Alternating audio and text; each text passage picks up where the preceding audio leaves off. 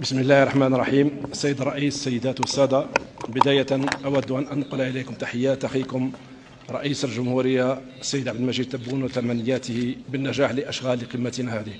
واسمحوا لي أن أتلو على مسامعكم كلمة السيد الرئيس.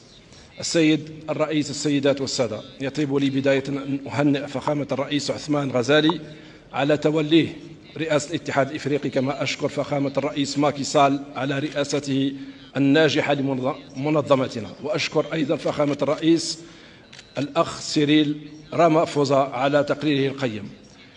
تواجه قارتنا تحديات معقدة ومترابطة، وفي مقدمتها الإرهاب والتطرف العنيف وتعدد بؤر التوتر والأزمات، حيث سجلنا السنة الماضية تزايدا مخيفا للعملية الإرهابية من حيث الكم وكذا دمويتها وامتدادها الجغرافي.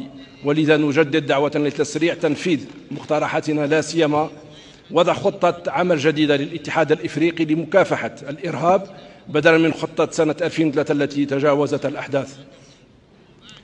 تفعيل القائمة الإفريقية للأشخاص والمجموعات والكيانات المتورطة في أعمال الإرهاب، بما في ذلك المقاتلين الإرهابيين الأجانب.